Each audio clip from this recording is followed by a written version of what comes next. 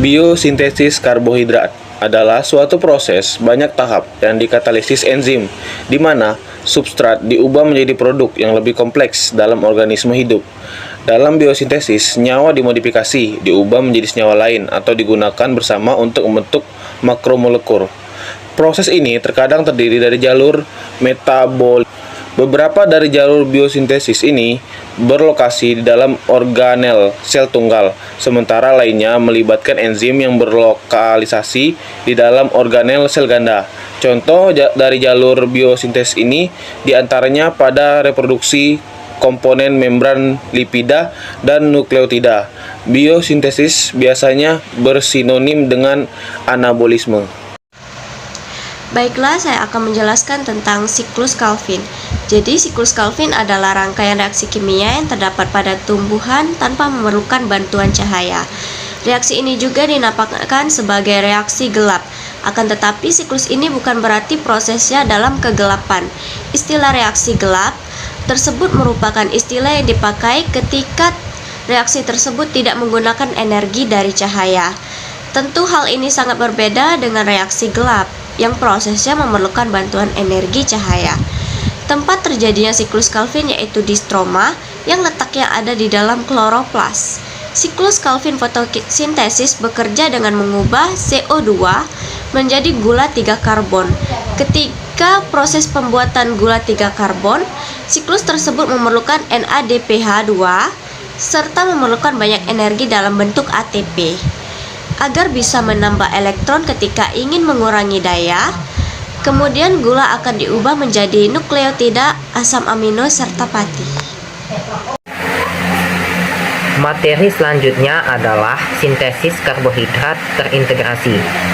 Biosintesis karbohidrat terintegrasi adalah proses pembentukan karbohidrat dengan melalui serangkaian reaksi yang terdapat pada 3 kompartemen atau 3 tempat, yaitu glioksisom, mitokondria, dan sitosol.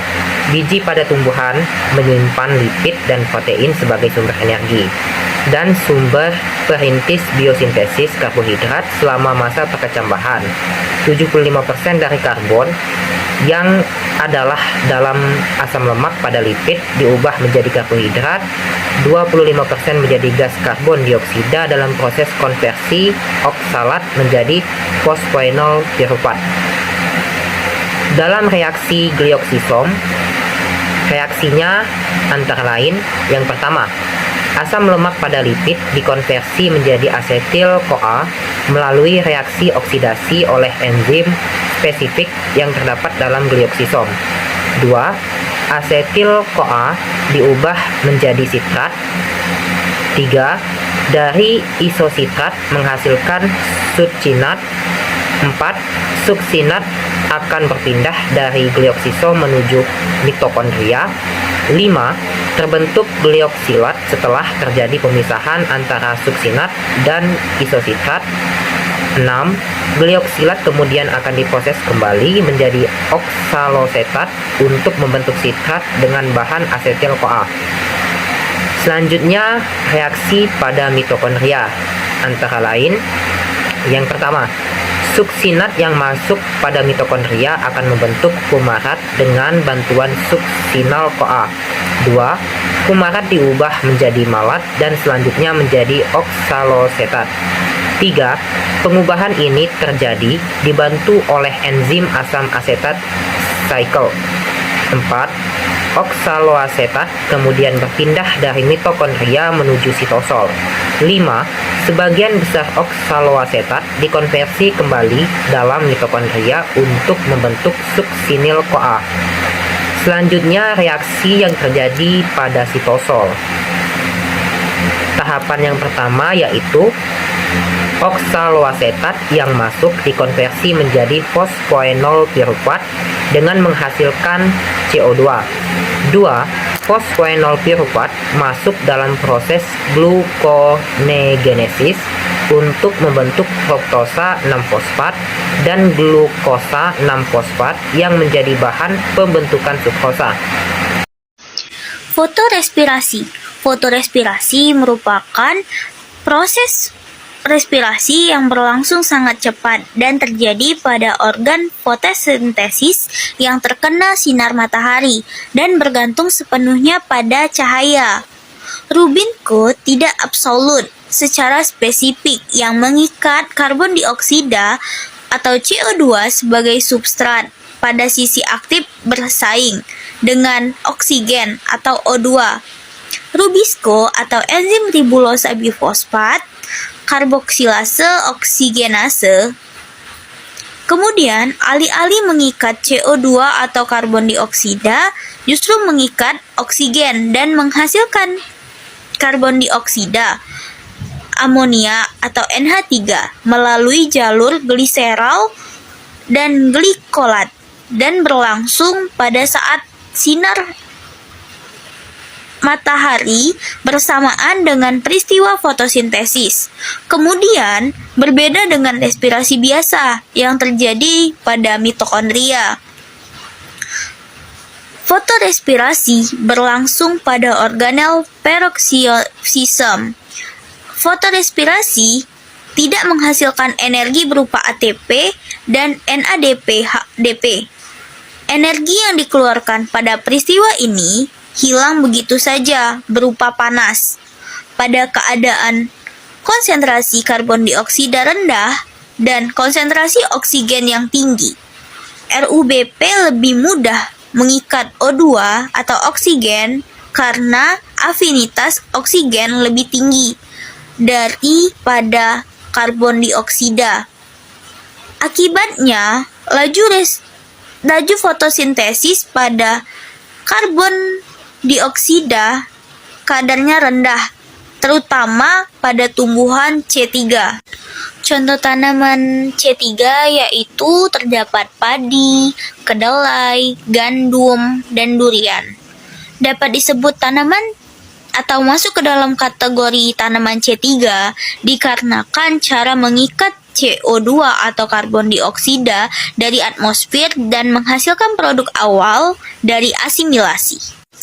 Lalu untuk tumbuhan C4, hal ini tidak terjadi dikarenakan suplai karbon dioksida dijamin oleh asam malat melalui perubahannya menjadi asam pirufat dan juga karbon dioksida.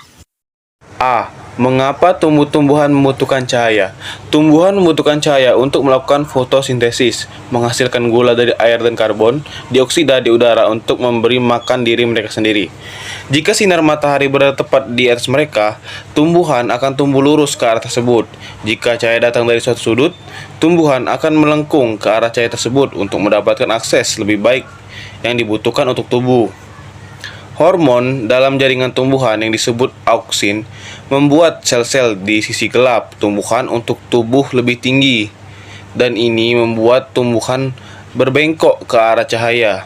Ketika cahaya datang dari suatu sudut, tumbuhan akan melengkung ke arah cahaya tersebut untuk mendapatkan akses yang lebih baik yang dibutuhkan oleh tubuh. Hormon dalam jaringan tumbuhan yang disebut auksin membuat sel-sel di sisi gelap tumbuhan untuk tumbuh lebih tinggi, dan ini membuat tumbuhan berbengkok ke arah cahaya. Di alam, setiap spesies tanaman telah beradaptasi dengan kisaran intensitas cahaya tertentu yang memungkinkan fotosintesis berlangsung paling efisien. Baiklah, saya akan membahas aplikasi yang bagian B, yang dimana soalnya bahaslah proses fotosintesis pada tumbuhan. Jadi, rumus proses fotosintesis yaitu 6CO2 ditambah 6H2O ditambah cahaya matahari yang menghasilkan C6H12O6 ditambah 6O2. Yang artinya CO2 adalah karbon dioksida, H2O adalah air, C6H12O6 adalah glukosa, dan O2-nya adalah oksigen. Proses fotosintesis terjadi ketika klorofil daun menangkap sinar matahari dan menggunakannya untuk mengubah air dan karbon dioksida menjadi gula dan oksigen. Gula yang dihasilkan baik digunakan langsung oleh tanaman atau disimpan di bagian lain seperti buah-buahan yang biasa kita makan. Selain gula, fotosintesis juga menghasilkan oksigen melalui stomata yang kita gunakan untuk respirasi. proses sintesis karbohidrat dari bahan-bahan anorganik yaitu CO2 dan H2O pada tumbuhan berpigmen dengan bantuan energi cahaya matahari disebut fotosintesis dengan persamaan reaksi kimia yaitu cahaya matahari 6 CO2 ditambah 6 H2O yang menghasilkan C6H12O6 ditambah 6 O2 pigmen fotosintesis. Jadi berdasarkan reaksi tersebut, CO2 dan H2O merupakan substrat dalam reaksi fotosintesis dan dengan bantuan cahaya matahari dan pigmen fotosintesis yaitu berupa klorofil dan pigmen-pigmen lainnya akan menghasilkan karbohidrat dan melepas oksigen. Nah, cahaya matahari meliputi semua warna dan spektrum tampak dari merah hingga ungu. Tetapi tidak semua panjang gelombang dari spektrum tampak diserap diabsorpsi oleh pigmen fotosintesis. Atom O pada karbohidrat berasal dari CO2 dan atom H pada karbohidrat berasal dari H2O. Aplikasi bagian C. Bahaslah dan tuliskan fotosistem 1 dan fotosistem 2 serta hubungan keduanya. Fotosistem sendiri dapat dibedakan menjadi dua, yaitu fotosistem 1 dan fotosistem 2. Pada fotosistem 1 ini, penyerapan energi cahaya dilakukan oleh klorofil A yang sensitif terhadap cahaya dengan panjang gelombang 700 nanometer, sehingga klorofil A disebut juga P700. Energi yang diperoleh P700 ditransfer dari kompleks antena. Pada fotosistem 2, penyerapan energi cahaya dilakukan oleh klorofil A yang sensitif terhadap panjang gelombang 680 nanometer, sehingga disebut P680. P680 yang teroksidasi merupakan agen pengoksidasi yang lebih kuat daripada P700 dengan potensial redoks yang lebih besar. Akan cukup elektronegatif untuk memperoleh elektron dari molekul-molekul air. Penjelasan fotosistem 1. Fotosistem 1 adalah kumpulan pigmen klorofil, sebagian besar menyerap panjang gelombang cahaya pada 700 nanometer. Tahap akhir dari reaksi cahaya dikatalis oleh fotosistem 1. Pusat reaksi fotosistem 1 terdiri dari klorofil A 700. Inti dari fotosistem 1 terdiri dari subunit PSAA dan PSAB. Subunit inti fotosistem 1 lebih besar dari subunit inti fotosistem 2. Fotosistem 1 terdiri dari klorofil A 670, klorofil A 680, klorofil A 695, klorofil A 700, klorofil B, dan karotenoid. Foton dari cahaya diserap oleh pigmen aksesori dan dilewatkan ke pusat reaksi. Pusat reaksi sendiri mampu menyerap foton. Energi foton yang diserap dilepaskan dari pusat reaksi sebagai elektron berenergi tinggi. Elektron-elektron ini ditransfer melalui serangkaian pembawa elektron dan akhirnya diambil oleh NADP plus reduktase enzim. NADP plus reduktase menghasilkan NADPH dari elektron-elektron ini. Penjelasan fotosistem 2. Fotosistem 2 adalah kumpulan pigmen klorofil, sebagian besar menyerap panjang gelombang cahaya pada 680 nanometer. Tahap pertama dari reaksi cahaya dikatalisis oleh fotosistem 2. Pusat reaksi fotosistem 2 terdiri dari klorofil A 680. Fotosistem 2 adalah protein membran integral yang terdiri dari inti yang terdiri dari subunit D1 dan D2. Fotosistem 2 terdiri dari banyak protein dan pigmen lain yang tersusun dalam fotosistem. Pigmen-pigmen tersebut adalah klorofil A660, klorofil A670, klorofil A680, klorofil A695, klorofil A700, klorofil B, dan picobilin dan xanthofil. Fotosistem 2 memperoleh energi dari menyerap foton atau pigmen aksesori yang terkait di kompleks antena. Elektron berenergi tinggi dihasilkan dari energi foton yang diserap. Elektron ini dilewatkan melalui rantai transport elektron. Selama rantai transport elektron, fotosistem 2 meneruskan elektron ke plastoquinose atau PQ yang membawa elektron ke sitokrom BF kompleks. Pada fotosistem 1, fotolisis air terjadi untuk menggantikan elektron yang dilepaskan dari fotosistem 2. Untuk setiap molekul air yang dihidrolisis, 2 molekul PQH2 terbentuk. D. Bahaslah dan tuliskan reaksi-reaksi yang terjadi pada siklus Kelvin. Untuk mekanisme siklus Kelvin-Benson dimulai dengan fiksasi CO2 atau karbon dioksida oleh ribulosa difosfat karboksilase atau RUBP membentuk 3 fosfogliserat. Kemudian RUBP merupakan enzim alosentrik yang distimulasi oleh 3 jenis perubahan yang dihasilkan dari pencahayaan kloroplas. Selanjutnya, yang pertama reaksi dari enzim ini distimulasi oleh peningkatan pH. Jika kloroplas diberi cahaya, ion H+ ditransport dari stroma ke dalam tilakoid menghasilkan peningkatan pH stroma yang menstimulasi enzim karboksilase yang terletak di permukaan luar membran tilakoid. Yang kedua, yaitu reaksi ini distimulasi oleh Mg2+ yang memasuki stroma daun sebagai ion H+. Jika kloroplas diberi cahaya. Kemudian yang ketiga yaitu reaksi ini distimulasi oleh NADPH yang dihasilkan oleh fotosistem 1 selama pemberian cahaya. Fiksasi karbon dioksida ini merupakan reaksi gelap yang distimulasi oleh pencahayaan kloroplas. Fiksasi CO2 atau karbon dioksida itu melewati proses karboksilasi, reduksi, dan regenerasi. Karboksilase melibatkan penambahan karbon dioksida dan H2O atau air ke RUBP, membentuk 2 molekul 3 fosfogliserat atau 3 PGA. Kemudian pada fase reduksi, gugus karboksil dalam 3 PGA direduksi menjadi 1 gugus aldehida atau aldehida dalam 3 fosforgliseradehida atau 3P galdehida.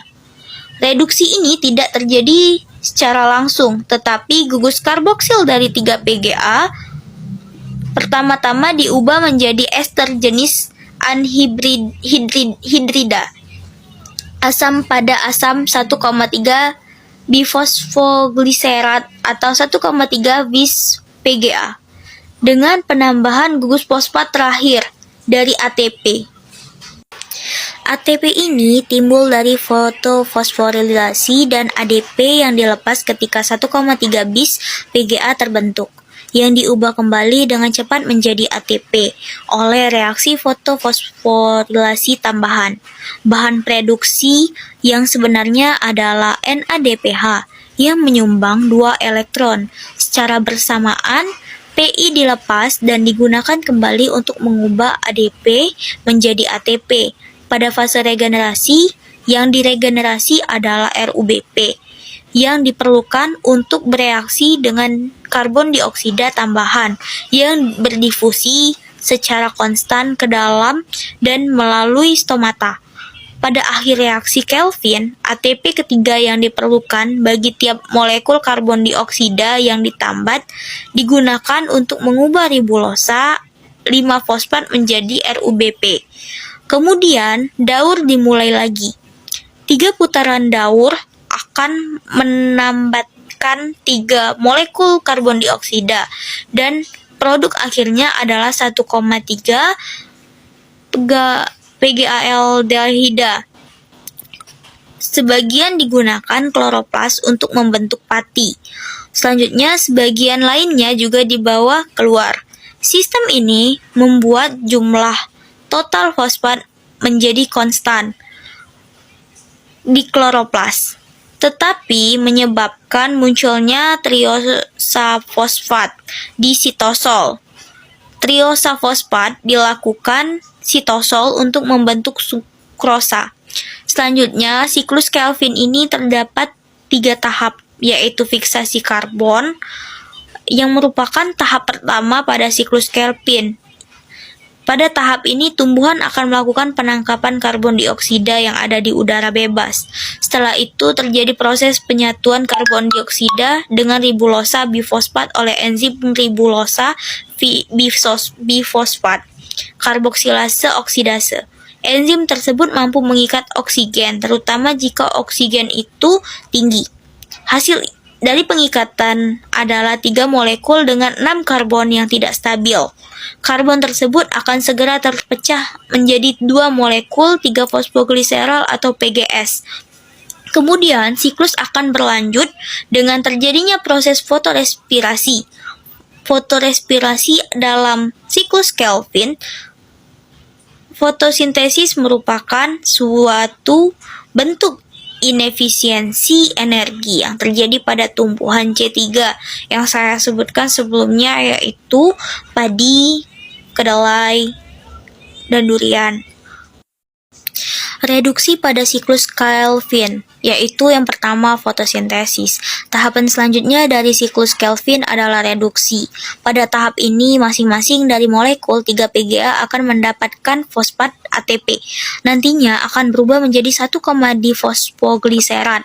Jumlah ATP untuk meneruskan proses tersebut adalah 6. Molekul 1,3 difosfogliserat akan mengalami proses reduksi oleh bantuan dari NADPH dan berubah menjadi gliseraldehida 3 fosfat. Proses inilah yang akan membutuhkan 6 molekul NADPH sekali putaran siklus Kelvin fotosintesis. Setiap 3 karbon dioksida yang memasuki siklus akan membentuk 6 molekul G3P. Akan tetapi hanya akan ada satu yang terhitung sebagai perolehan atau neto karbohidrat. Selanjutnya, regenerasi. Tahap ketiga ini sekaligus yang terakhir dari siklus Kelvin adalah regenerasi.